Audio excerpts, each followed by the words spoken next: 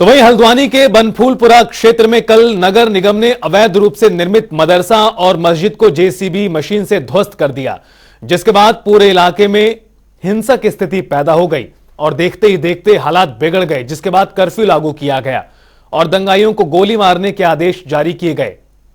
तो वहीं बड़ी संख्या में पुलिस जवान घायल हुए हैं। इस बीच हिंसा बढ़ने पर हल्द्वानी में इंटरनेट सेवा बंद है, सभी दुकानें, स्कूल बंद हैं।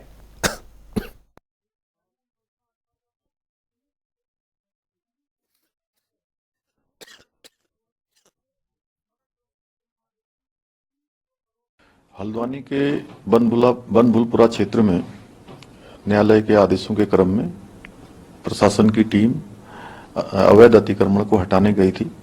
वहां पर कुछ अराजक तत्वों के द्वारा पुलिस के साथ झड़प हुई है, पुलिस के साथ संघर्ष हुआ है वहां पर, और कुछ पुलिस के लोगों को, प्रशासन के लोगों को चोटें आई हैं। वहां पर अभी तत्काल अन्य कंपनियां पुलिस की और केंद्रीय बलों की भेजी जा रही है।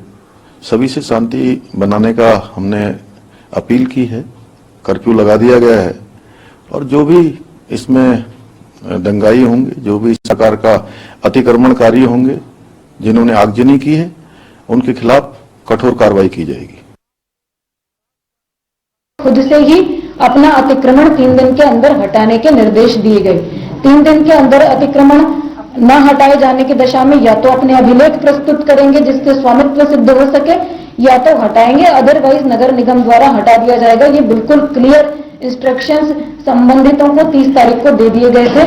उसके बाद 4 तारीख की तिथि निर्धारित करी गई, जिसमें 3 तारीख को काफी ज्यादा मात्रा में जो प्रतिनिधि गण हैं, जो भी हितधारक लोग हैं, आसपास के क्षेत्रों के रहने वाले लोग हैं, वो संभ्रांत लोग नगर निगम के सभागार में आए और हमारी टीम के साथ चर्चा करी। उन्होंने काफी सारे विधिक बिंदु रखे, उन्होंने अपने प्रत्यावेदन दिए और हमसे ये मांग करी कि हमें उच्च न्यायालय में, माननीय उच्च न्यायालय में जाने का एक अवसर दिया जाए। माननीय उच्च न्यायालय का जो भी निर्णय होगा हमको स्वीकार होगा।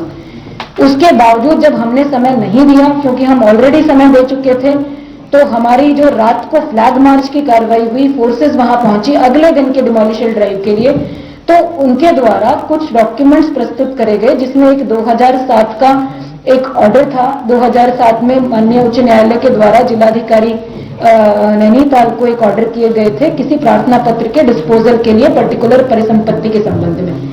उसका जब हम लोगों को वो कागज रिसीव हुआ, तो उस कागज की, उस आदेश की सैंक्टिटी को हल्द्वानी की स्थिति से हम सब चिंतित हैं। हल्द्वानी का इतिहास प्रेम, भाईचारे और सौहार्द का रहा है। हमारा शांत आगे बढ़ता हुआ हल्द्वानी यदि उबल रहा है तो ये चिंता का विषय है। हम सब, हल्द्वानी हमारा अभिमान है, हमारी शान है, हमारा किसान है। सब कुछ व्यवस्थित है, चाक चौबंद है, कहीं कोई प्रॉब्लम नहीं है, कोई दिक्कत नहीं। हर स्थिति में सब कुछ तैयारी है, कोई दिक्कत नहीं, पूरी सतर्कता। अपने पूरे जितने सुरक्षाकर्मी हैं, पुलिस के और पत्रकार बंधु हैं, इनके साथ खड़े हैं। प्रत्येक व्यक्ति का हालचाल जानने और उनके लिए क्या हमारे से सहयोग बन पड़ता है उसके लिए खड़े हैं। लेकिन ये बहुत दुर्भाग्यपूर्ण और कायरतापूर्ण कार्य है, क्योंकि जो पत्रकारिता कर रहे हैं, जो सुरक्षाकर्मी इस सुरक्षा में लगे हुए हैं, उनके साथ ये जो कार्य किया गया है बहुत ही घृणित है। और हम अपने कार्यकर्ताओं के साथ आज यहाँ पर खड़े हैं, प्रत्येक व्यक्ति के साथ खड़े हैं और देख रहे हैं कि इसको कैसी सहायता हमारे द्वारा पहुँचाई जा सके। अबे बहुत ज़्यादा, हम बहुत बच के आए, बहुत। एक घर के अंदर पथराव हुए, एक घर के अंदर घुस गए हम लोग। अंदर घुसे हम कम से कम 15-20 लोग घुसे थे। उसके बाद बाहर से जो है फिर उन्होंने आग लगाने की कोशिश करी, पथराव करे, सब कुछ करा उन्होंने। बड़ी मुश्किल से जान बचा के आए हम लोग। फिर हमारा फोर्स, काफ़ी देर बाद हमारा फोर्स आया, फिर निकल गया। जो पत्थर लगे ऊपर से, इधर उधर से, बहुत कंडीशन खराब, बहुत ज़्यादा।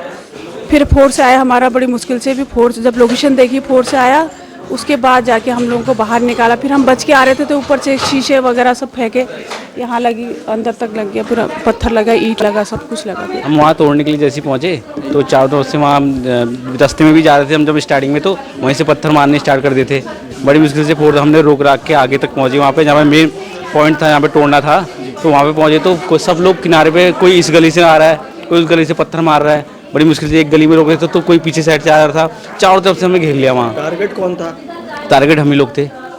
हम ही लोगों को पत्थर मारे गए। और क्या कहते हैं, जब वो जो मस्जिद जो तोड़ा जा रहा था, जो मेन पॉइंट था, वो जैसे हम तोड़ा हमने उसको तोड़ने लगे तो लास्ट ही हो गया था, लगभग अंधेरा होने वाला था। तो हम जब निकल लेते तो फिर निकलते समय ज़्यादा हुई, तो सब लोग सिर्फ सब पीछे पीछे आ गए हमारे। हम जिस पॉइंट से आ रहे थे निकलते हुए, तो कुछ जवान पीछे छूट गए, तो कुछ जवान हमारे घायल भी हुए। देखिए, कल की जो घटना है बनभूलपुरा क्षेत्र की, वो एक ही दुर्भाग्यपूर्ण घटना है।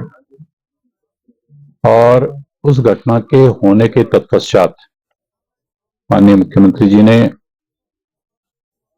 अपने शीर्षस्थ अधिकारियों को बुलाकर बहुत कड़े निर्देश दिए थे कि जो भी असामाजिक तत्व इस घटना में शामिल हैं, इन्वॉल्व हैं, उनको चिन्हित कर कड़ी से कड़ी कार्रवाई इस पर तुरंत की जाए। वहां जो कार्रवाई हुई वो बिल्कुल सही थी, और अवैध निर्माण तोड़ना ये बिल्कुल सही है। लेकिन कुछ लोगों ने जो वहां आगजनी की है, ये चिंता का विषय है, और उत्तराखंड सरकार को इस पर कड़ी कार्रवाई करनी चाहिए।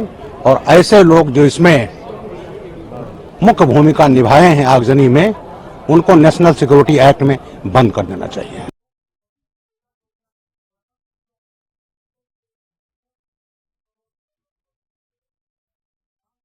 बहुत दुर्भाग्यपूर्ण है। उत्तराखंड बहुत ही शांत प्रदेश है और यहाँ पर सब लोग, चाहे वो किसी भी धर्म, जाति, पंथ, समुदाय के हों, बहुत सौहार्दपूर्ण वातावरण में रहते हैं। और अगर इसका इनपुट नहीं मिला प्रशासन को तो बहुत भारी चूक है।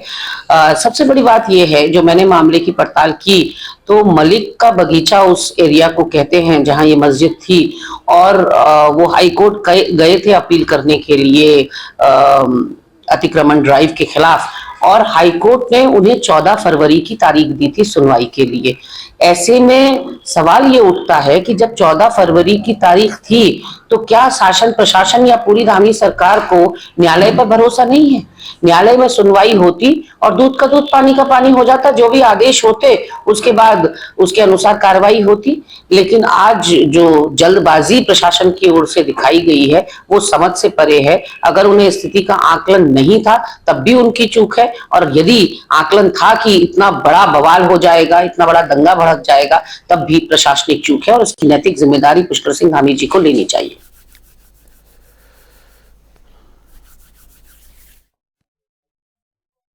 और तमाम बयान आपने सुने हैं, जिसमें सत्ता पक्ष भी शामिल है, जिसमें विपक्ष के नेताओं के भी बयान सामने आए हैं।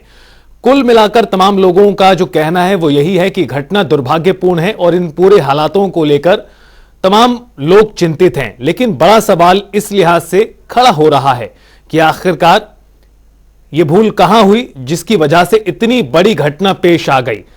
आपको बता दें कि बनभूलपुरा इलाका है जहां पर अतिक्रमण हटाने के लिए पुलिस फोर्स पहुंची हुई थी, लेकिन जिस तरह से खुद पुलिस कर्मचारियों द्वारा बताया गया, जो फोर्स में शामिल थे, जो इस अवैध अतिक्रमण को हटाने के लिए पहुंचे थे, उन्होंने बताया कि जब ऑपरेशन अंतिम चरण में था और अंधेरा होने लगा, जिस वक्त निकलना शुरू हुआ ऑपरेशन के बाद, उस वक्त चारों तरफ से हमला किया गया और इतना विभत्स हमला किया गया कि पत्थरों के साथ साथ आगजनी भी देखने के लिए मिली।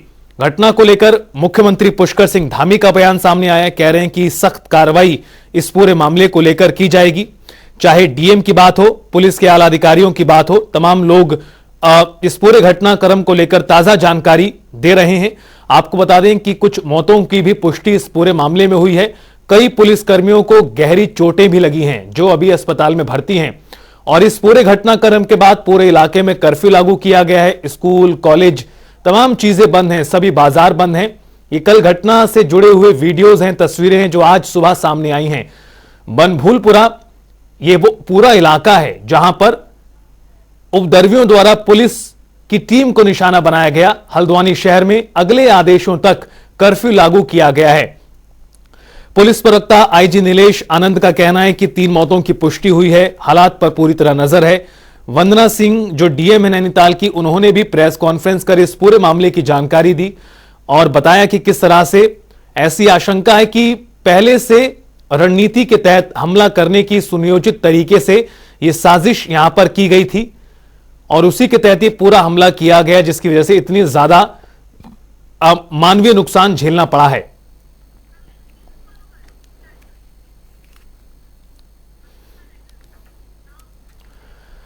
तो वहीं हल्द्वानी मामले को लेकर मौलाना महमूद मदनी ने गृह मंत्री अमित शाह को पत्र लिखा। पत्र में मदनी ने लिखा कि मस्जिद और मदरसे को नगर निगम ने बुलडोजर से ध्वस्त कर दिया, जबकि इस मामले में हाई कोर्ट में 14 फरवरी को सुनवाई होनी थी। यह स्थान मुस्लिम बहुल क्षेत्र में स्थित है और 1937 से मुस्लिम पक्ष ने लीज पर लिया हुआ है।